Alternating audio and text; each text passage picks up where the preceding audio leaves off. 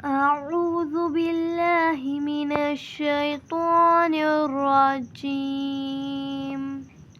بسم الله الرحمن الرحيم.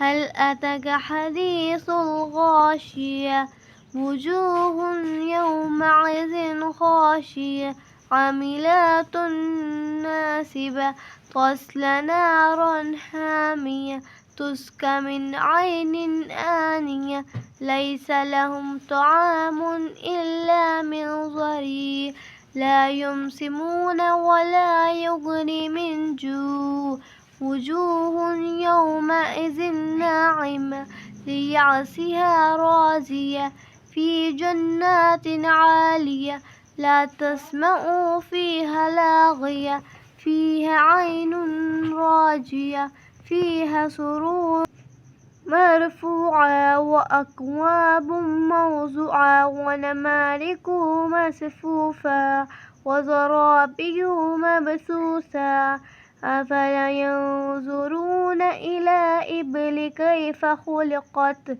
وإلى السماء كيف رفعت وإلى الجبال كيف نصبت وإلى الأرض كيف سطحت فذكر إنما مذكر لست عليهم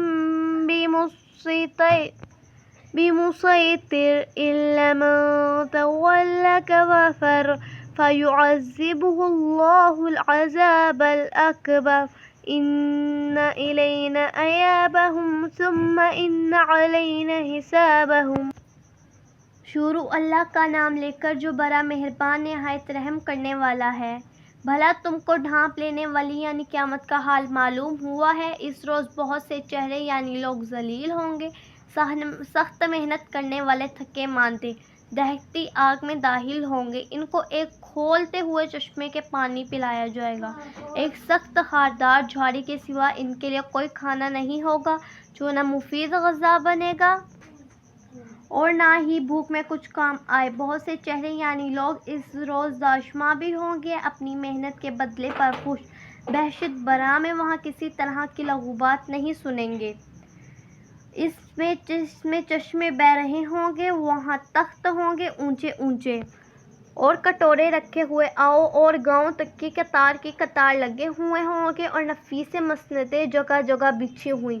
تو کیا یہ لوگ اونٹوں کی طرف نہیں دیکھتے کہ یہ کیسے پیدا کیے گئے ہیں اور آسمان کی طرف کہ کیسے بلند کیا گیا اور پہاڑوں کی طرف کہ کس طرح کھڑے کیے گئے اور زمین کی طرف کہ کیسے بچھائی گئی؟ اے نبی صلی اللہ علیہ وآلہ وسلم، تم تو نصیحت کرتے رہو کہ تم نصیحت ہی کرنے والے ہو، تم ان پر داروغہ نہیں ہو۔ ہاں جس نے منہ پھیر لیا اور نہ مانا تو اللہ کو اس کا بہت عذاب دے گا۔ بے شک ان کو ہمارے ہی پاس لوٹ کر آنا ہے، پھر ہمارے ہی ذمے ان سے حساب لینا ہے۔